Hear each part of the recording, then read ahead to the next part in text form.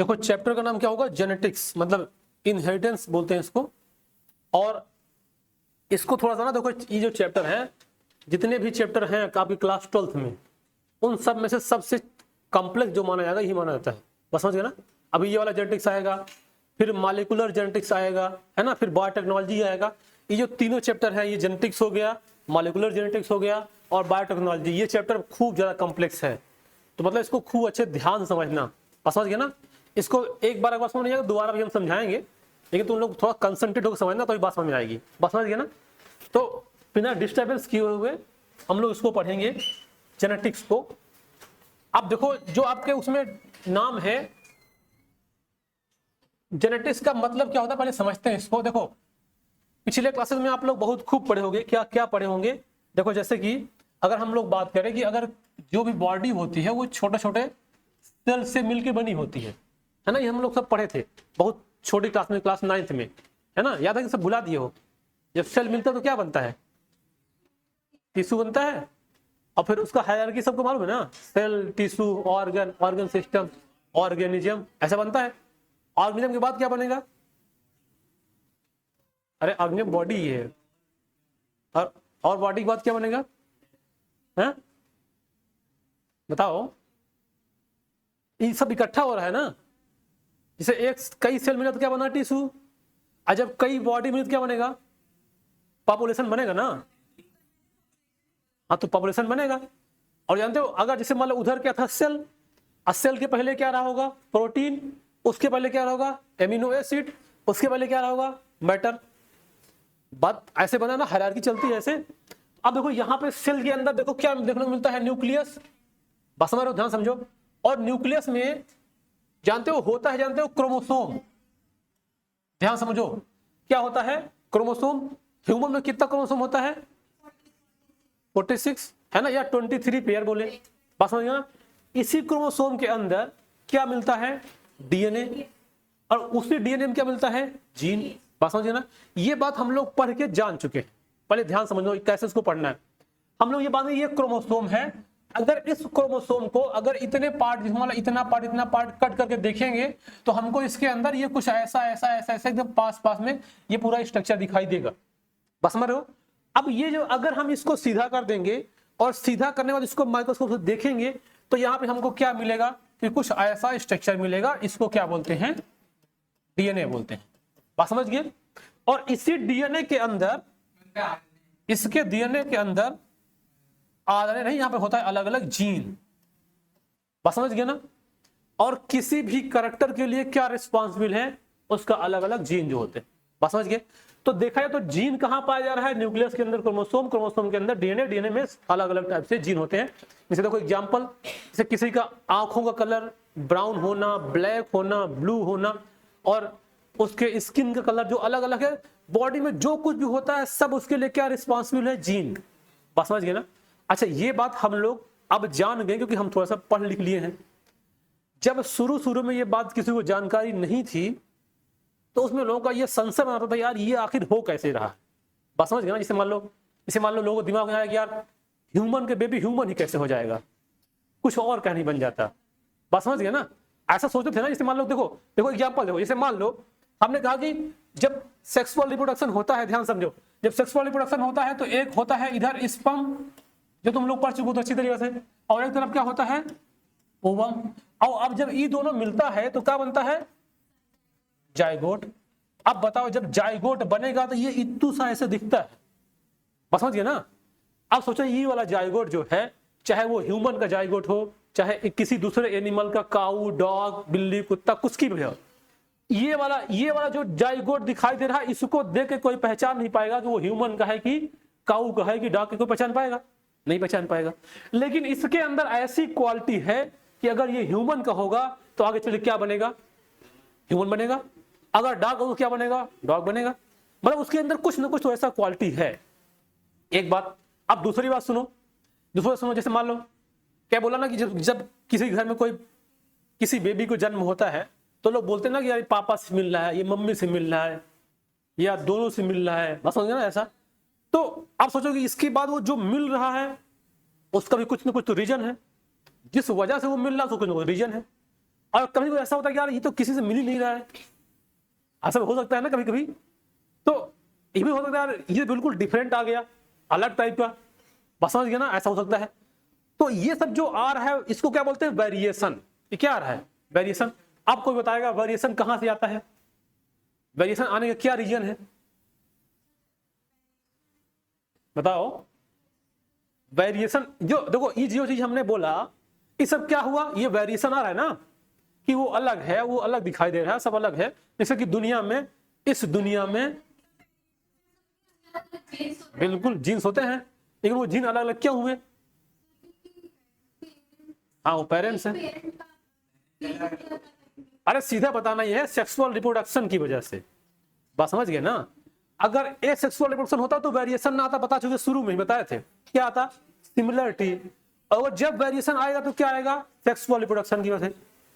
और उसका रीजन क्या है, सेक्सुअल रिप्रोडक्शन होगा तो एक पप्पा होंगे और एक मम्मी होंगे ना, ऐसा। इसका मतलब आधा इसका आएगा आधा इसका आएगा, जब इसका आधा आएगा तो कुछ पक्का नया बनेगा, तो वेरिएशन आएगा। तो वेरिएशन आने का मेन रीजन क्या है, सेक्सुअल रिप्रोडक्शन, बस समझ गए ना। ये बात शुरू में जब पढ़ाए थे रिप्रोडक्शन शुरू बताए थे ना।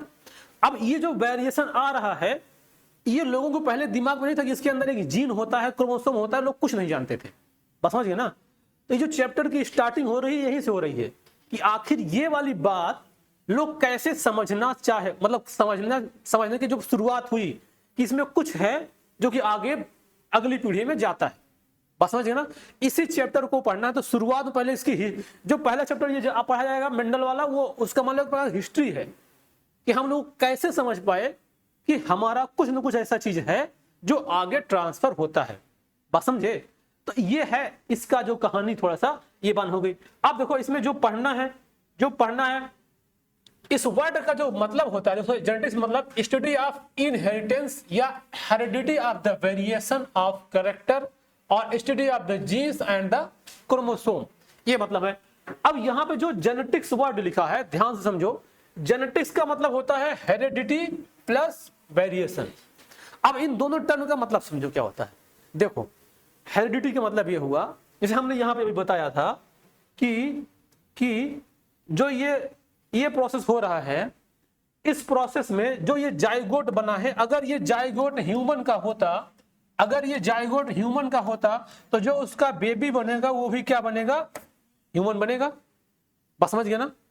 तो ये जो हो रहा है कि मतलब ह्यूमन का जाइगोट है तो बेबी ह्यूमन का ही बनेगा, भले ही इसको तुम देख के ऐसे जान नहीं पाओगे कि किसका है। ये जो चीज हो रहा है ये क्या है, हेरिडिटी है।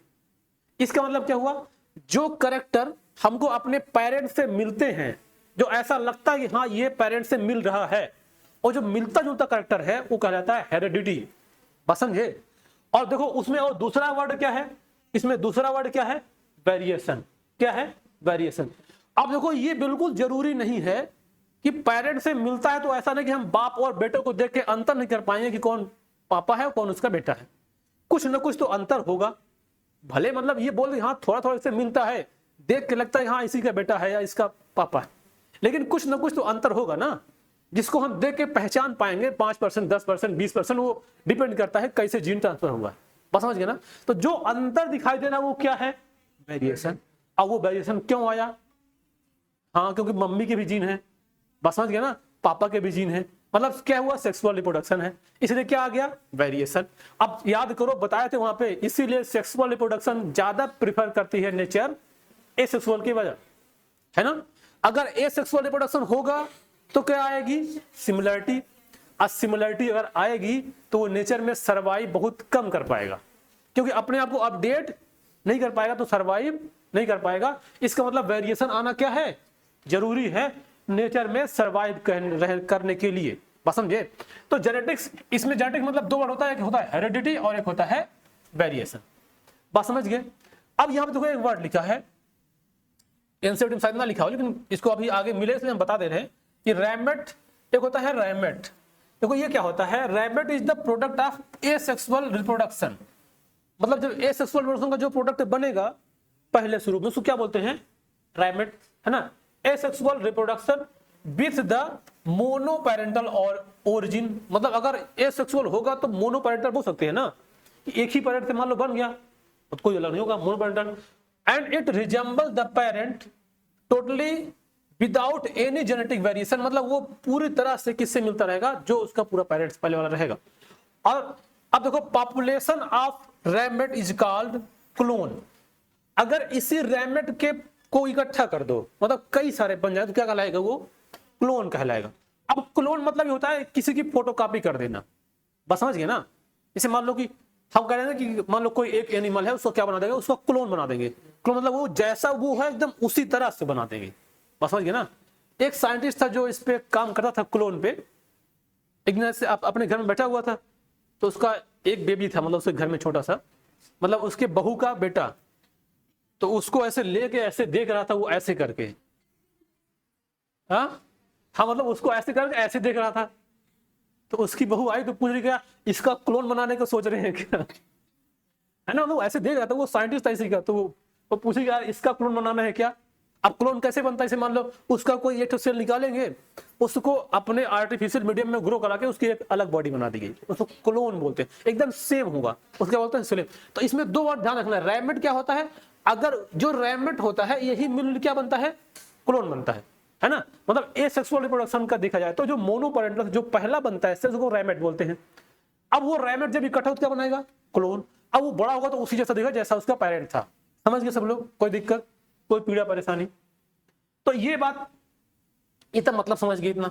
अब अभी हम क्या कर, जो कहानी बताने सोच रहे थे कि ये बात आखिर शुरुआत कहां से हुआ, कि यार ऐसा क्या है जो कि आगे जाके वेरिएशन लाता है या सिमिलरिटी लाता है, या लोगों को देख के डिफरेंट टाइप की चीज दिखाई देती है। क्योंकि देखो दुनिया में अगर ह्यूमन की बात कर लें तो जितने लोग अभी हैं जिंदा, और जितने लोग आए और चले गए, और जितने लोग आएंगे और जाएंगे, कोई किसी से मिलेगा नहीं। मतलब सब में कुछ ना कुछ वेरिएशन रहेगा।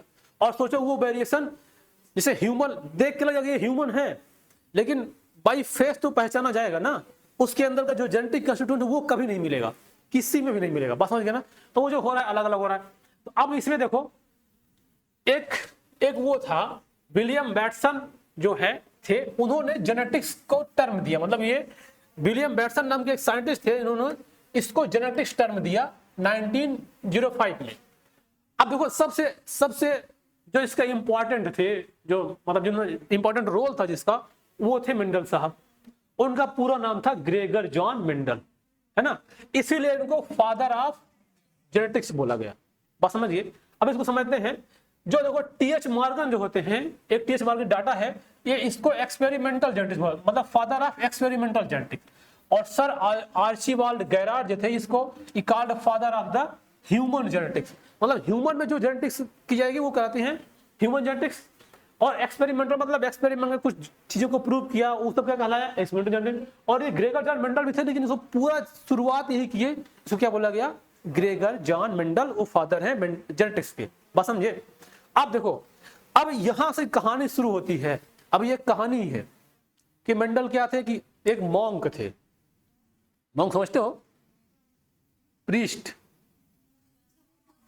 हाँ जो होते हैं ना वो, जैसे मान लो कोई हिंदू का मान लो कोई अखाड़ा है जहां बाबा जी लोग रहते हैं, तो उसमें बहुत बड़ा है, अब वहां पे बहुत सारे लोग रहते हैं, तो ये भी उसी में पुजारी टाइप के थे। तो वहां पे वो रहते थे, तो यार उनको बहुत सारी चीजों में देखने को मिलता था वेरिएशन। वहां पे खेती बाड़ी भी थी, लोग भी थे, तो देखते कि यार ये प्लांट एकदम मतलब उसी का है, लेकिन इसमें ये अलग टाइप का दिखाई दे रहा है। जैसे मान लो आम का प्लांट है, आम का पेड़ है बड़ा सा। अब क्या सारे आम के पेड़ एक जैसे होते हैं, नहीं होते हैं। उसका पत्ती भले एक जैसे होगा, लेकिन जो उसका पेड़ है वो इधर वाला मान लो कोई अलग है, वो अलग है। उस सब देखिए यार ये वेरिएशन क्यों आ रहा है। ऐसे जितने भी उसको गार्डन मिले सब में देखने का वेरिएशन, ये आखिर में डिफरेंट ये आ क्यों रहा है। तो उनके दिमाग में, हालांकि ये बात सबके दिमाग में रहती थी कि आखिर ये जो वेरिएशन आ रहा है वो क्यों आ रहा है, लेकिन उनके दिमाग में हम इसको एक्सपेरिमेंट करके प्रूव करते हैं, बस समझे। केवल उनके दिमाग में आ गया, अब वही प्रूव कर दिया, वो साइंटिस्ट कहलाए, वो फादर ऑफ जेनेटिक्स कहलाए, बस समझ गए। तब सोचेगा यार ऐसा क्या है जो कि अगली पीढ़ी में ट्रांसफर होता है, जिसकी वजह से या तो सिमिलरिटी आता है या तो वेरिएशन आता है, बस समझ गए। तो ये बेचारे एक्सपेरिमेंट करना, मतलब ये उसमें थोड़ा सा जानने का प्रयास किए, और उसी को फिर ये अपना एक्सपेरिमेंट किया, फिर कहा गया ये मेंडल एंड हिज एक्सपेरिमेंट। उनका क्या एक्सपेरिमेंट था, पहले उसको कुछ डाटा है। जैसे कि जो मेंडल साहब थे उनका जन्म हुआ था 22 जुलाई 1822 को। ये सिलिसियन, ये अ विलेज इन द, क्या बोलते हैं इसको, हेंजेंड्राफ, ऑस्ट्रिया, ऑस्ट्रियन एम्पायर में है ये, इसमें था उस समय।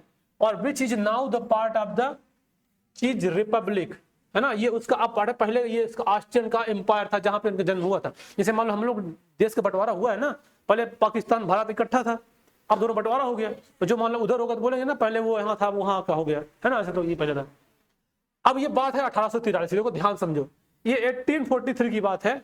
ये वहां का मॉन्क थे, मॉन्क मतलब प्रीस्ट, है ना। ये ऑगस्टिन मोनास्ट्री ऑफ एट ब्रून, जिसको ये ऑस्ट्रिया में था, ये जहां पे ये मॉन्क थे वो कहां था, ये ऑस्ट्रिया में। Where he got the monastic title George, है ना।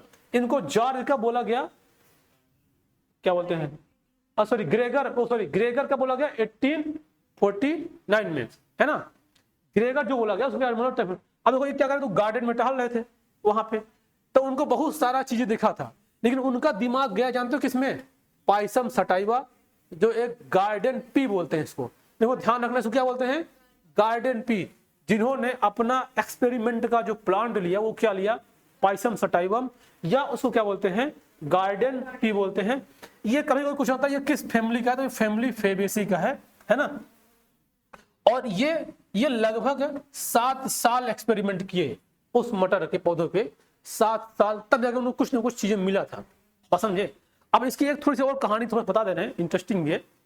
एक्चुअली क्या किया कि ये मटर के पौधा कर लिए और एक्सपेरिमेंट करना शुरू किए अपना, और एक्सपेरिमेंट करते गए इनको कुछ ना कुछ डाटा मिला। 7 साल करने के बाद जो डाटा मिला उस डाटा को एक अपने कॉपी में रफ पन्ना में लिखे और सोचे कि हम इसको बताएंगे लोगों को, और बताते बताते वो चले गए।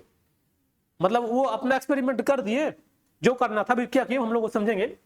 जो करना था वो एक्सपेरिमेंट किए, और करने के बाद जहां लिखे थे वो लिखा ही रह गया, किसी को बता नहीं पाए। उनका राज जो राज का राज रह गया, कभी दिखा ही नहीं, बस समझ गए ना।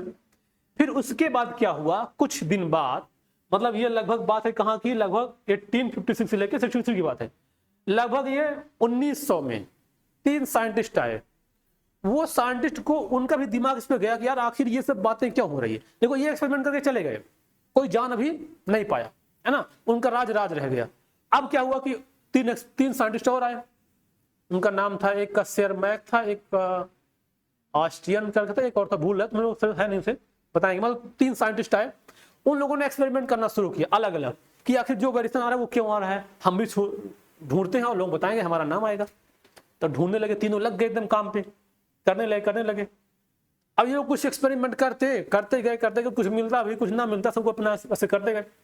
एक को अचानक से इस मेंडल ने किया हुआ जो किताब कॉपी था उसका वो हाथ लग गया, जो ये करके गए थे वो मिल गया।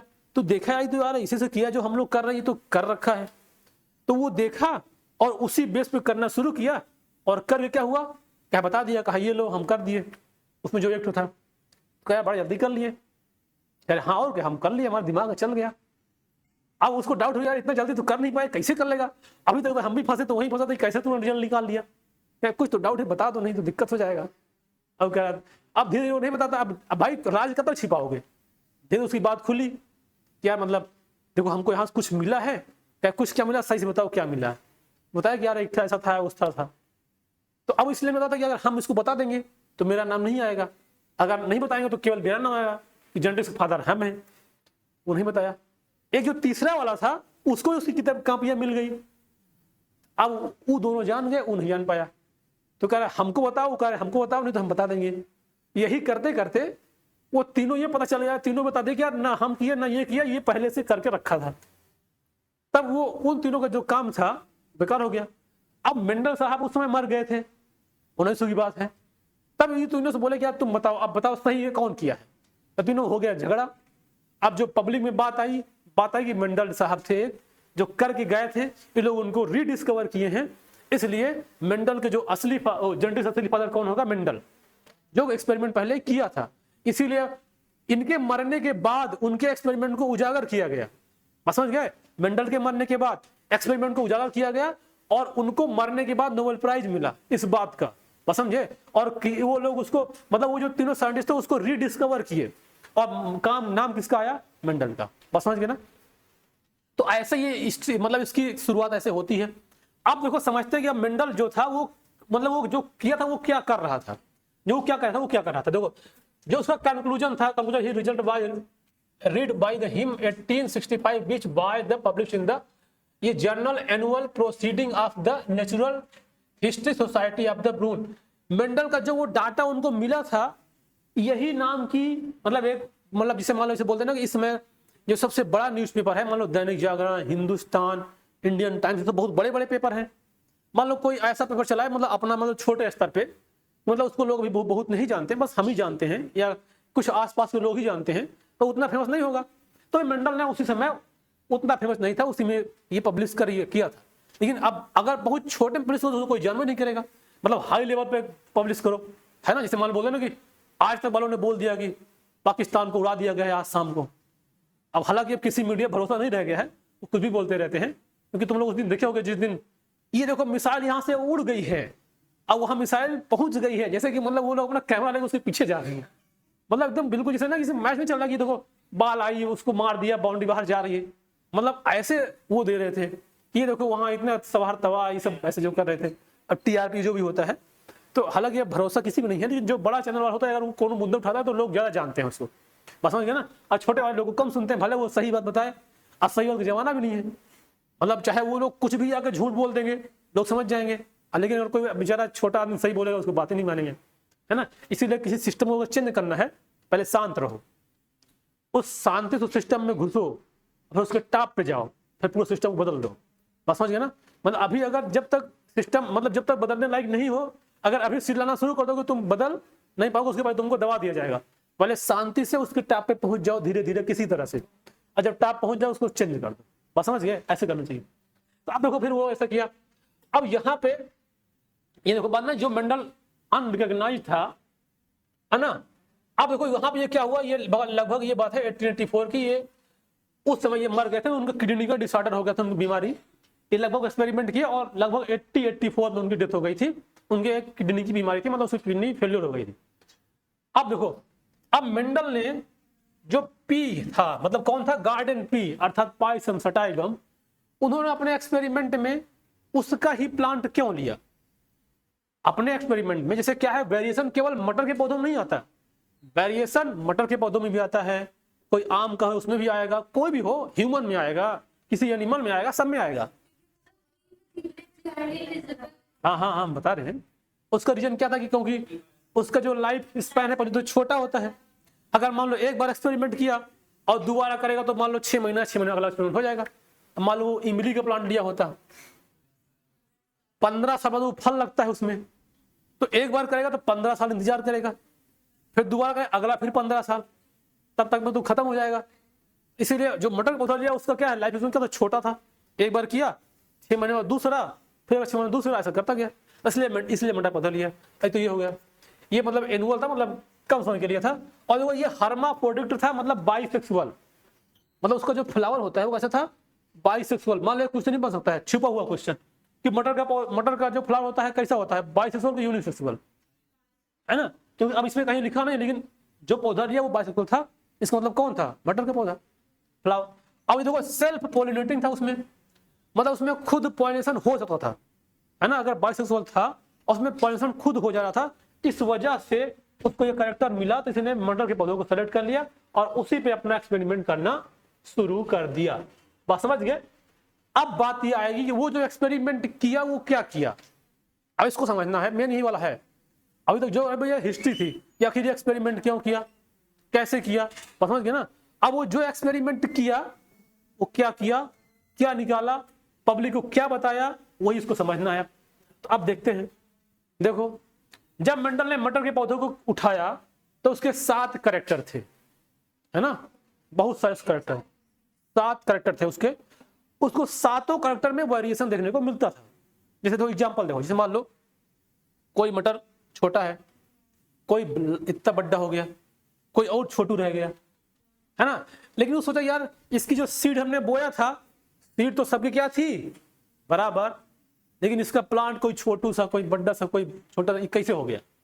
एक तो ये हो गया, एक कैरेक्टर भी तो है। तो उन्होंने 7, नींद आ रही ना? नहीं आ रही है? चश्मा से अंदर वहां दिख रहा है, काला चश्मा थोड़ी है। देखो 7 कैरेक्टर लिया। अब उस देखो एक कैरेक्टर में 2 ट्रेट होते हैं। देखो कैरेक्टर और ट्रेट मतलब समझाएंगे अभी। जैसे मान लो, जैसे एक लिया प्लांट की हाइट, तो हाइट उसको क्या है? कैरेक्टर। हाइट क्या है? कैरेक्टर। और जो टॉल और डार्क उसको क्या है? ट्रेट। तो 7 कैरेक्टर और एक कैरेक्टर में 2 ट्रेट, तो कितना हो गया? 14 ट्रेट आएंगे और 7 कैरेक्टर आएगा। तो अब वो क्या क्या लिया देखो, जैसे क्या लिया, पहले होता सीड का शेप। अब सीड का शेप मतलब एक लिया राउंड शेप और एक होता है रिंकल। अब इसमें एक बात और याद करना पड़ेगा कि जो राउंड वाला शेप था वो डोमिनेंट है। अभी बताएंगे डोमिनेंट का मतलब क्या होता है। और ये वाला क्या कहलाया? रिसेसिव। दूसरा क्या लिया? सीड का कलर, जो येलो कलर था वो क्या था? डोमिनेंट। और जो ये था वो क्या था? Green, recessive. अब फ्लावर का कलर, जो वायलेट या व्हाइट, और पोड का शेप, ये फुल और ये कंस्ट्रिक्टेड, मतलब देखो इसका शेप मतलब ये दिखा दे रहा है ना, ये कुछ ये ऐसा ऐसा ऐसा ऐसा, और ये सीधा प्लेन है ना। अब ये पोड का कलर ग्रीन और येलो। देखो यहां पे एक बात दिया गया है, देखो जो सीड का ग्रीन कलर था वो रिसेसिव था, याद रख, ध्यान देना। जो सीड का ग्रीन कलर था वो क्या था? रिसेसिव। और जो पोड कलर का ग्रीन कलर था वो क्या है? डोमिनेंट। इसको याद रखना कि अगर पोड कलर पूछे तो बहुत सारे क्वेश्चन पूछता है कि इसका डोमिनेटिंग कैरेक्टर कौन है और रिसेसिव कैरेक्टर कौन है। तो किसका पूछ रहा है? तो पोड का जो कलर ग्रीन वाला डोमिनेंट है और इसका येलो वाला डोमिनेंट है। अब देखो इसका येलो क्या है? रिसेसिव, इसका येलो क्या है? डोमिनेंट। अब फ्लावर का पोजीशन, देखो फ्लावर का पोजीशन एक होता है एक्सियल और एक होता है टर्मिनल। देखो इसका मतलब समझो। देखो जैसे मान लो एक ये प्लांट है, समझ गए? ऐसा प्लांट होता है किसी का भी, मटर का। अरे प्लांट बना कहाँ में? बनाएंगे ना। अभी मान लो प्लांट बन रहा है, अभी उसको हम बनाएंगे क्योंकि हम भगवान है ना, प्लांट बना सकते हैं। देखो अब इसमें क्या बना दिए? पत्ती बना दिए। देखो ये सब पत्तियां हैं, देखो ये सब पत्तियां अलग अलग वेराइटी की। तुम लोग तो बना नहीं पाओगे कोई प्लांट। बन गया प्लांट। अब देखो एक्सियल टर्मिनल का मतलब क्या होता है? जैसे मान लो अगर कोई ऐसा प्लांट है जिसमें से एक इधर से ब्रांच निकले और इस ब्रांच पे यहां पे फ्लावर बन जाए, और ये वाला पूरा आगे ऐसे कंटिन्यू चलता रहे, मतलब ये वाला ग्रो कर रहा है और यहां से ब्रांच निकल रहा है, फ्लावर यहां बन गया, यहां ब्रांच निकला, यहां फ्लावर बन गया, यहां ब्रांच निकला, यहां फ्लावर बन गया। मतलब ऊपर वाला जो है वो रुका नहीं है, वो ग्रो करता चला जा रहा है, और जो साइड वाला है उधर से निकलता है और फ्लावर बन जाता है, उसको बोलते हैं एक्सियल। तो क्या बोलते हैं? एक्सियल। और अगर इसका जस्ट उल्टा हो जाए, मतलब क्या हुआ कि फ्लावर यहां ना निकल के ये फ्लावर इसके यहां पे निकले और ये उसको क्या कर दे? टर्मिनेट कर दे। ये फ्लावर यहां आ गया और ये सब आगे की ग्रोथ क्या हो जाए? रुक जाए, उसको क्या बोलते हैं? टर्मिनल। तो जो टर्मिनल होगा वो होगा रिसेसिव टाइप का, और जो एक्सियल होगा वो डोमिनेंट टाइप का। समझ गए? समझ आया? अब देखो अगला अगला क्या लिया? स्टेम का हाइट। इसमें जो टाल है वो तो डोमिनेंट हो ही करेगा, और जो डॉर्फ है वो क्या है? रिसेसिव। तो मेंडल ने 7 कैरेक्टर लिया किसका? मटर के पौधे का, और 7 कैरेक्टर में 2 ट्रेट उस सभी का एक्सपेरिमेंट करके वो समझने का प्रयास किया। क्या कि जो वेरिएशन आ रहा है वो कैसे आ रहा है, बस समझे? अब देखो क्या किया। अब इसका आगे जो है, जब मेंडल ने ये जो यहां कुछ स्टेप लिखा, step in making the cross या डाई, क्या लिखा है? Deliberate mating in the P. मतलब वो क्या जो क्रॉस करा है वो कैसे कराया? देखो ऐसे क्रॉस करा। इसे मान लो अभी तुम लोग ये जाने कि मेंडल जो मटर का पौधा होता है उसमें सेल्फ पॉलिनेशन की कैपेसिटी है, मतलब वो अपने आप क्या कर लेगा? पॉलिनेट उसमें हो जाएगा। तो मान लो हम मटर के 2 पौधे लिए,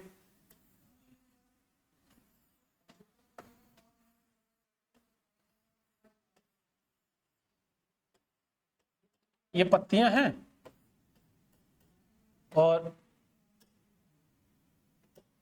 ये इसका फूल है। फूल मतलब फ्लावर, समझ गए? इसको हम ये मान लिए कि इसमें कुछ और बना दे रहे हैं, एक फ्लावर का ये मेल पार्ट और इधर फीमेल वाला, और इसको हम मान लिए ए और एक दूसरा बनाए।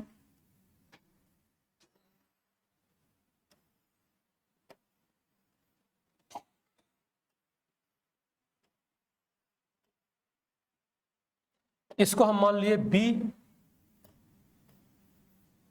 इसके भी यहां पे फूल है, फ्लावर, समझ गए। और एक प्लांट और बीच में बनाएंगे सी, लेकिन वो बहुत छोटा बनाएंगे, इतना छोटा।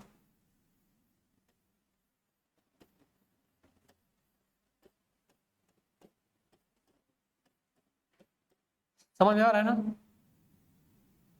सबको दिखाई पड़ रहा है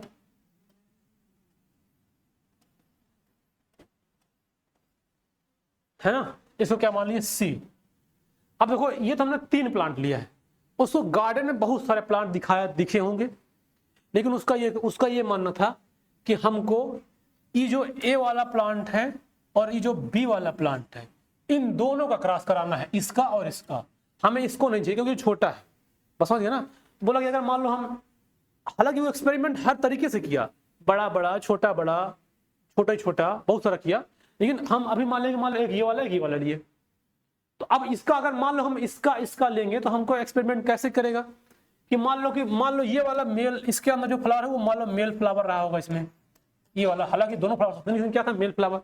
तो इसका पोलन ग्रेन निकालेगा और यहाँ पे जाकर गिराएगा अपने आप। तो ये करने के लिए उसको कुछ ना कुछ टेक्नोलॉजी अपनाना पड़ेगा। अगर इसको खाली छोड़ देगा तो पता नहीं किसका पोलन ग्रेन आके यहाँ पे गिर जाएगा, हो जाएगा ना। और अगर इसको खाली छोड़ देगा पता नहीं वो कहाँ चला जाएगा। तो केवल इसको इन दोनों को सेलेक्ट करना था मान लो। तो क्या किया कि पहले इसको मान लो ये फीमेल फ्लावर था, तो पहले इसको ये कवर कर दिया किसी बैग से, कि जिससे जब तक वो बड़ा हो तब तक कोई दूसरा पॉलन ग्रेन आके उसको पॉलिनेट ना करने पाए। अब वो जब उसको लग गया हाँ इसको मैच्योर हो गया होगा, उस समय अच्छा इसको तो कवर भी कर दिया, और जैसे ये फ्लावर तो सेक्सुअली बाइसेक्सुअल फ्लावर ना होगा, तो मान लो इसका जो मेल पार्ट होगा उसको काट के निकाल दिया, इसका खुद का पॉलन ग्रेन खुद ना पॉलिनेट कर दे। ये तो खतरा था क्योंकि ये बाइसेक्सुअल फ्लावर था, और उसमें ये बात तुम लोग बता ही दी कि वो सेल्फ पॉलिनेटिंग था। तो इसको क्या किया, एक को काट के उसका क्या कर दिया, निकाल दिया, एंथर को काट के।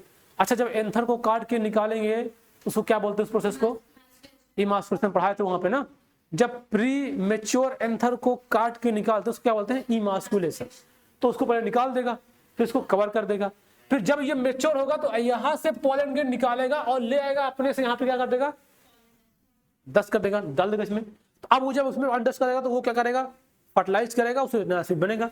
तो उसको अब इन दोनों से बनने वाले जो सीड है उसका डाटा उसको मिल जाएगा, समझ गया।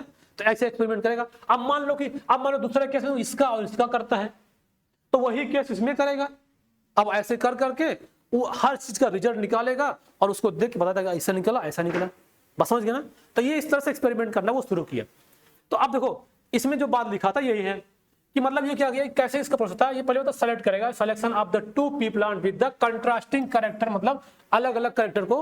अब देखो वो कैरेक्टर कोई भी हो सकता है, चाहे उसका हाइट हो, चाहे उसका पोड का शेप हो, सीड का शेप हो, फ्लावर का शेप, कोई भी कैरेक्टर ले सकते हो, लेकिन 2 अलग अलग कैरेक्टर होना चाहिए, बस समझ गया ना। अब देखो ये वही इमास्कुलेशन, मतलब removal of anther of the one plant to the avoid self pollination, this is the female plant. मतलब उसको पहले प्री मैच्योर वो पहले हटा देगा, रिमूव कर देगा जब तक वो रहेगा। अब फिर उसको क्या करेगा, पॉलिनेशन कराएगा। अब पॉलिनेशन कराएगा तो जो बनेगा, अब उससे सीड बनेगा, उस सीड को दोबारा जर्मिनेट कराएगा। तो अब जो कुछ निकलेगा अब वो दोबारा नया निकलेगा। तो उसको देखेगा कि यार एक ठो हम बड़ा लिए थे, दोनों बड़ा लिए तो क्या बना, दोनों छोटा लिए तो क्या बना, एक छोटा एक बड़ा लिए तो क्या बना। तो ऐसे वो सबको मिक्सिंग करा करा के देखने लगा, समझ गए ना। तो ऐसा कराता गया और उसको रिजल्ट मिलता गया और बताता गया कि हाँ ये ऐसे कराए तो ऐसा मिला, ऐसे कराए तो ऐसा मिला। सबको समझ आ रहा है, किसी को नींद तो नहीं आ रही है, नींद तो नहीं आ रही है, ठीक है। तो अब ऐसा किया। अब देखो जब ये जो काम किया तो अब मेंडल, ये देखो ये साइंटिस्ट है, इसमें हमने लिखा था, भूल गए बताने को, जो मेंडल को रिडिस्कवर किया था। देखो एक था ह्यूगो डिब्रीज जो हॉलैंड का था, और जो कार्ल कोरेंस था वो जर्मनी का था, और इरिक वान, इसको टेयर मैक बोलेंगे, टी इसका साइलेंट है, तो सेयर मैक वो ऑस्ट्रिया का, यही 3 साइंटिस्ट थे जो बेचारे आपस में लड़ाई किए थे और इसको रीडिस्कवर किए थे। तो मतलब ये क्या है, रीडिस्कवर या मेंडल्स लॉ जो काम किए दोनों इसको रीडिस्कवर किया। देखो अब ये कब किया, 1901 में। अब वो मर कब गया था, 1884 में। और फिर उसका सब दब गया, तो ये लोग क्या उसको रीडिस्कवर किए और उसकी जो कहानी बताया उसी कहानी से उसको रीडिस्कवर हुआ था। ये बात इसमें लिखा था, वो हो गया था।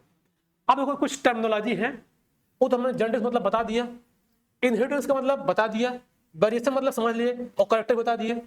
जेनेटिक्स मतलब दोनों का मतलब इनहेरिटेंस प्लस वेरिएशन। इनहेरिटेंस मतलब जो सिमिलरिटी मिले क्या कहलाएगा इनहेरिटेंस, जो अलग मिले क्या कहलाएगा वेरिएशन। और जो करेक्टर जैसे क्या है, करेक्टर मतलब 7 करेक्टर लिए, हाइट क्या है करेक्टर, हाँ शेप क्या है करेक्टर, कलर क्या है करेक्टर, और जो उसके अलग अलग टाइप से हाइट टॉल है वो डार्क क्या होगा ट्रेट, है ना। तो ये सब टर्मिनोलॉजी हम समझ गए। अब यहाँ पे कुछ और टर्मिनोलॉजी है, करेक्टर भी समझ गया, ट्रेट समझ गया, तो कुछ है एलील।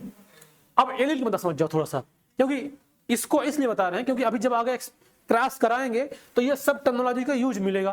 तो अगर इसको जाने नहीं तो टर्मिनोलॉजी में समझ में नहीं आएगा। देखो एलील क्या होता है, ये जो जीन जिसको हम लोग जीन बोलते हैं, उस जीन को पहले एलील बोला गया था, समझ गए, जिसको हम लोग जीन बोले उसको क्या वो अल्टरनेट फॉर्म था इसका जीन का, है ना। अब देखो इसमें जैसे कि ये टॉल था, डॉर्फ था, ये 2 एलील्स हैं इसके, है ना, करेक्टर के। अब यहाँ पे लिखा है होमोजाइगस। देखो होमोजाइगस मतलब ये होता है, जैसे मान लो हम एक हाइट ले लिए कैपिटल टी हाइट का, तो दोनों क्या है सेम है, कैपिटल टी सेम है, क्या कहलाएगा होमोजाइगस।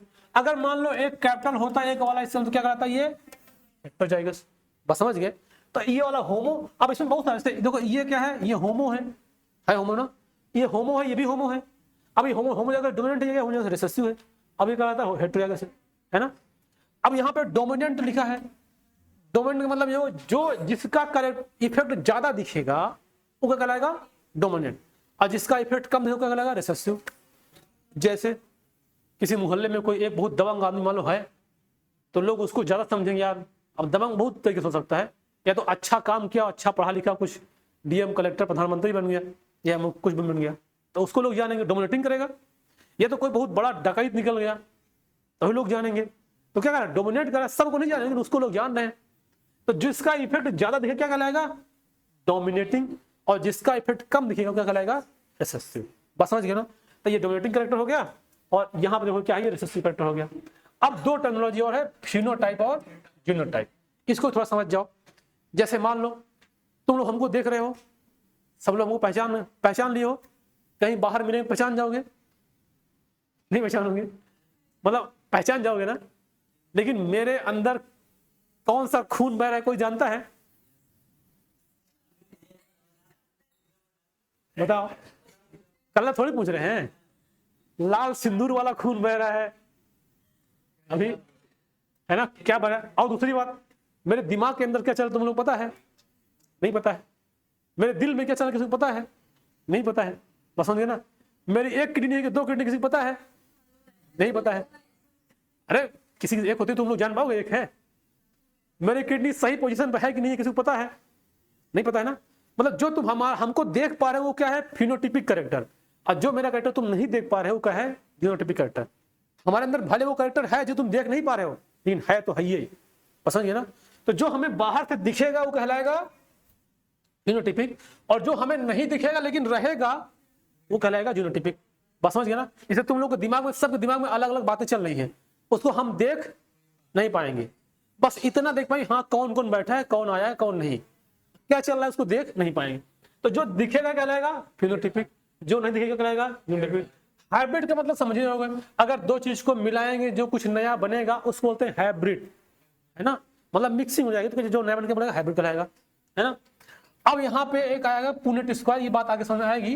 हालांकि ये पुनेट नाम के एक साइंटिस्ट थे, पुनेट चचा, वो मेंडल की हेल्प किए थे। जब वो मेंडल एक्सपेरिमेंट कर रहा था ना, तो मेंडल एक बार बेचारा पगला गया था कि यार मतलब ये हम जो कर रहे हैं ये सब कैसे आ रहा है, हम नहीं करेंगे, मूड खराब हो गया। तो ये उसको बैठा था बेचारा ऐसे गाँव मतलब पुलिया उलिया पे, तो मेंडल उसको ये पुनेट आया, कहा यार भाई क्या हो गया है, तो बताया कि यार हमको ऐसी दिक्कत आ रही है। तो कहा तुम डाटा बताओ क्या क्यों, हम बताएंगे। ये मैथ का स्टूडेंट था पुनेट साहब, तो उसका हेल्प ये थे। तो जो है उसको बोला गया पुनेट स्क्वायर, ये आगे मिलेगा, आगे मिलेगा, ये तो समझेंगे लोग। तो ये बात इसमें था। अब देखो अब शुरू होता है, नहीं इसको पढ़ाने के बाद मोनोहाइब्रिड, अरे अभी टाइम हुआ है।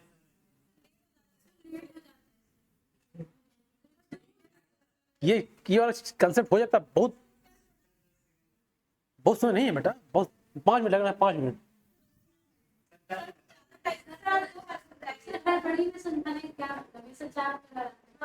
या सही बात बोली। चलो ठीक है, कल समझाएंगे।